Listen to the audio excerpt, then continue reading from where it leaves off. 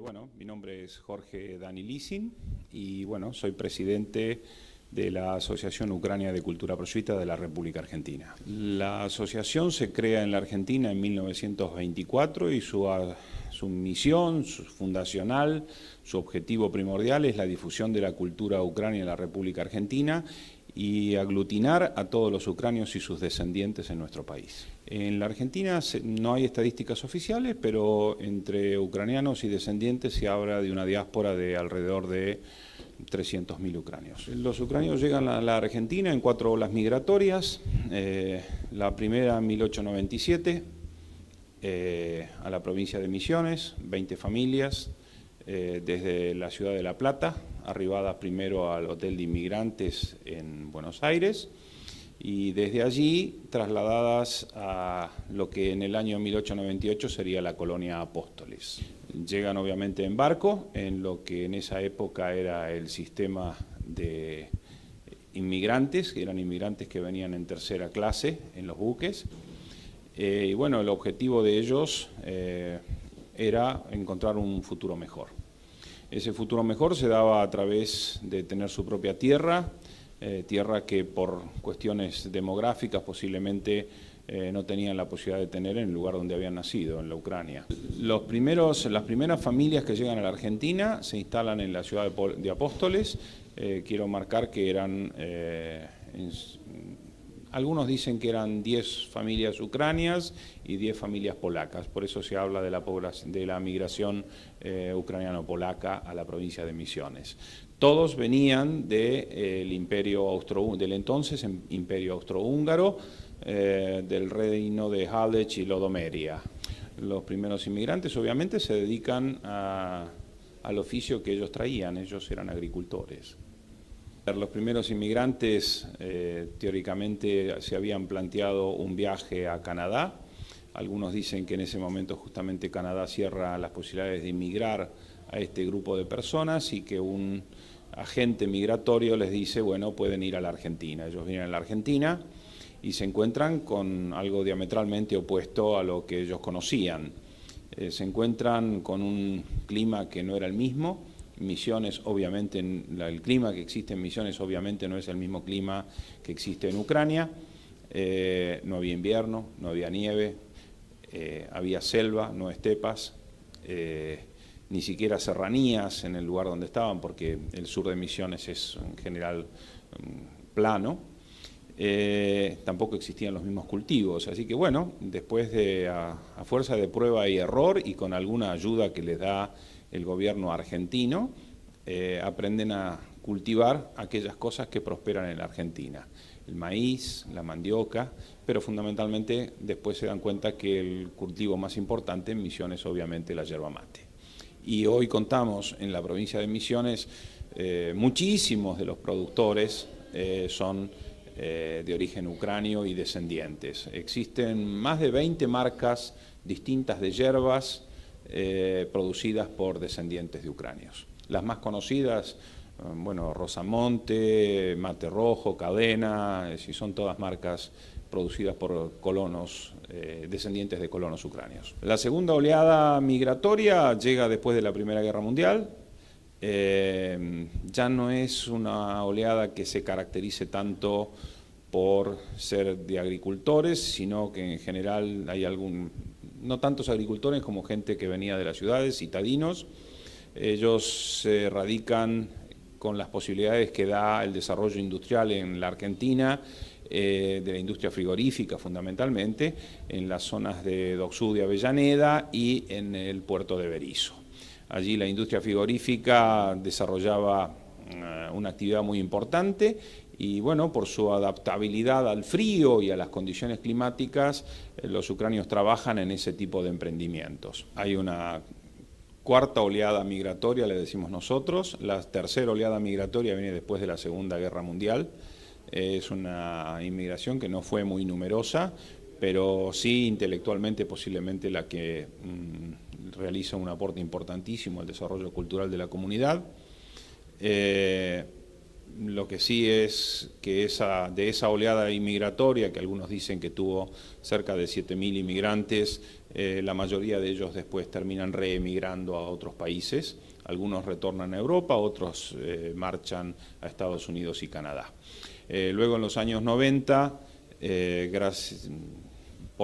merced a una legislación que dictara el gobierno de Carlos Menem, en la Argentina ingresan alrededor de 7.500 inmigrantes de lo que nosotros llamamos la cuarta ola migratoria, de los cuales permanecen en el país hasta el 2001 unos, ya lo dije, 7.000 personas, pero más de la mitad de ellos, al desaparecer el equivalente 1 a 1 en el dólar, reemigra a otros países, a Europa, a Estados Unidos y Canadá, o retornan a Ucrania. A ver, los primeros inmigrantes que llegan después de la Primera Guerra Mundial se asientan en los alrededores de la zona de Plaza Italia, en los conventillos que existían en esa época, en las viviendas de alquiler. Se alquila en la calle Gurruchaga, si mal no recuerdo, 2371, la primera sede de la asociación, y allí en un saloncito, bueno, comienza a desarrollarse la actividad de los primeros inmigrantes. La Asociación Proyvita se funda en 1924 y bueno, va creciendo y desarrollándose en una multiplicidad de filiales, no solamente en esa. La asociación tiene filiales en el conurbano bonaerense, en Villa Adelina, San Martín, en Avellaneda, en Hudson, en Berazategui, en Villa Caraza, en Berisso, en Lavallol. Son todas localidades donde existen hogares ucranios similares al que estamos teniendo, al que ustedes están visitando en esta sede, ¿no? El objetivo primordial en este momento para nosotros que somos descendientes es que esta sede de la asociación sea un centro cultural, donde todo aquel que quiere interesarse en la danza, que se quiere interesar en la música, en el canto coral o en la interpretación de la bandura, que es el instrumento nacional ucranio, aquel que quiera aprender el idioma, ya sea para sus hijos en los cursos infantiles o para sí mismo en los cursos de adultos, que quiera aprender bordado ucranio, que quiera aprender artesanías como la pesanka o los gerdane, que son los huevos que se ornamentan con la técnica del batik, y los gerdane, que son lo que habitualmente se conoce como mostacilla. Los que quieran aprender cultura general sobre Ucrania lo pueden hacer, los que quieran perfeccionar su idioma. Son todas aquellas actividades que uno puede, de las que uno puede participar en esta asociación. Obviamente también tenemos la gastronomía, si quieren probar vareneke, si quieren probar bendereke, si quieren probar holubchi o borscht. Bueno, aquí en la sede los días sábados eso está a disposición del público. A ver, el borscht es la sopa típica, es una sopa de remolachas. Los holubchi son lo que habitualmente se conoce como niños envueltos. Los vareneke son una pasta rellena que puede ser de chucrut o rellena con papa y queso o con queso solo. Los bendere, que son como un producto a base de pollo y una pasta. Hay que venir a probarlo, hay que degustarlo fundamentalmente. El conjunto de danzas tiene varios grupos. Tenemos un grupo que particularmente es el grupo infantil. Ese grupo infantil es el que toma el curso por la mañana, de 11 hasta las 2 de la tarde aproximadamente. De ese grupo participan obviamente los más pequeños. Hay otro grupo que es el habitual, es el grupo que funciona, que es el conjunto estable. Ese conjunto estable está compuesto por aproximadamente entre 50 y 70 bailarines, tanto chicas como varones. Ellos practican entre las 5 de la tarde y las 10 de la noche aproximadamente todos los sábados. Obviamente comienzan primero con una barra clásica y después con la danza de carácter propiamente dicho. Y bueno, hay un tercer conjunto, que es el conjunto senior, que es el conjunto de aquellas personas que han transitado por el ballet, que ya tienen una edad mayor y hacen una danza que yo llamaría un poco más descansada. La asociación editó a partir de 1928 y hasta el 2010 un periódico que se llamaba Ukrainske Slovo, la palabra Ucrania. Ese periódico era el reflejo de, o era el punto de comunicación en ese momento para todos los ucranios. Allí se informaban sobre los casamientos, las búsquedas de familia, las defunciones y toda aquella noticia que hiciera el quehacer de nuestra comunidad.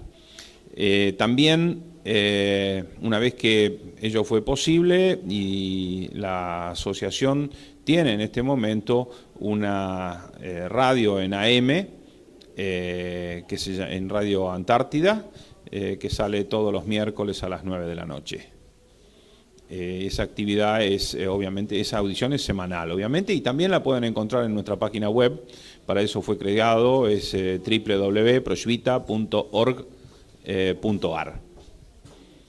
También tenemos un grupo, una fanpage en Facebook, y hay un grupo de Facebook de amigos que se llama Asociación Ucrania de Cultura Proshvita en la República Argentina. Palermo es una zona central. Los ucranios originariamente, si bien se habían asentado muchos en lo que era este barrio, lentamente, a medida que fueron adquiriendo sus viviendas propias, lo hicieron en el conurbano, donde podían acceder por un tema económico con mayor facilidad. No podemos decir que haya muchos ucranianos residiendo en este momento en el barrio de Palermo, pero Palermo es un barrio cómodo para el conurbano bonaerense. Todos están cerca de Palermo. Ucrania hoy está en una situación delicada. Una vez más, Rusia ha incursionado, ha tomado territorios ucranios, ha invadido la península de Crimea,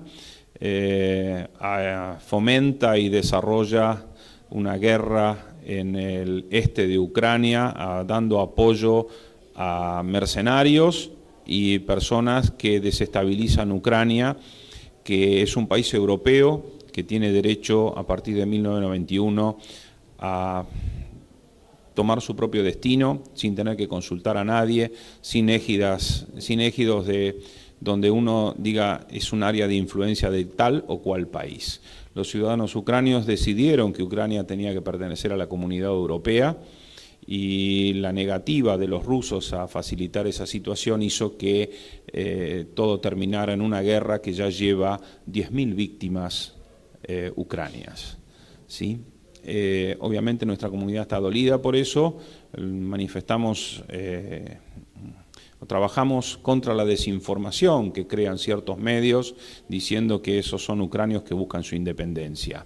Son regiones de Ucrania que fueron originariamente ucranias, que luego del genocidio de los años 32 y 33, cuando murieron cerca de 4 millones de víctimas, fueron poblados y colonizados con rusos traídos de territorios ucranios. Eso hace que hoy se genere una situación que pone en duda la nacionalidad de esos territorios. Sin embargo, recalcamos y manifestamos que esos son territorios ucranios que pertenecieron históricamente a Ucrania, etnográficamente ucranios, habitados por colonos rusos que reclaman una pertenencia a un Estado que no es tal.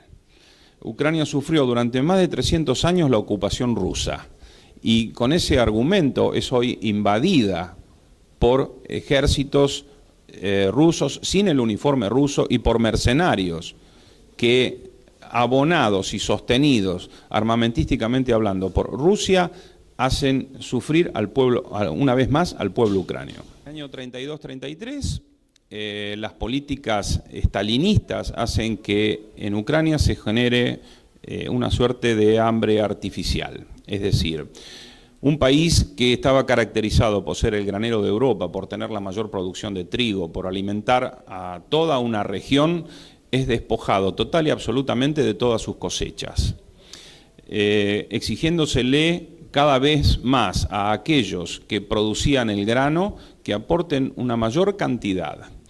Con el argumento de que fue una época de sequías, con el argumento que había que exportar, con distintos argumentos falaces, las autoridades rusas, en ese momento soviéticas, ejercieron una vez un imperialismo que es histórico. Avasallaron al pueblo ucranio, le sacaron a quienes tenían que sembrar la cosecha hasta el alimento propio, no solamente los granos para sembrar al año siguiente, sino que les sacaron el alimento propio. Los obligaron a vender sus pertenencias personales, expropiaron las pertenencias y las haciendas de los colonos ucranios, sacándole y retirándole todo e incorporándolos a los koljoses y a las granjas colectivas. Eso hizo que se produjera en el territorio ucranio un hambre que durante los años 32 y 33, según distintas vertientes, murieron cerca de más de 4,5 millones de personas. Algunos lo llevan hasta 7, las versiones son distintas. Yo creo que así haya sido uno solo, fue una política total y absolutamente genocida. Y lamentablemente hasta el día de hoy esa problemática no es reconocida. Entonces los ucranios, en función de eso, hemos realizado distintas acciones. Las que vemos a mis espaldas son los actos recordatorios del 75 aniversario de ese genocidio que los ucranios llamamos Holodomor. Holod por hambre, mor por morete, matar por hambre. Esa es la traducción.